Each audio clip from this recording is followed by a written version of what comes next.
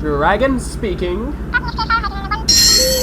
Eddie, did you or did you not open my bag of carbon monoxide in the council chambers? I'm just saying, hypothetically, how would we close it?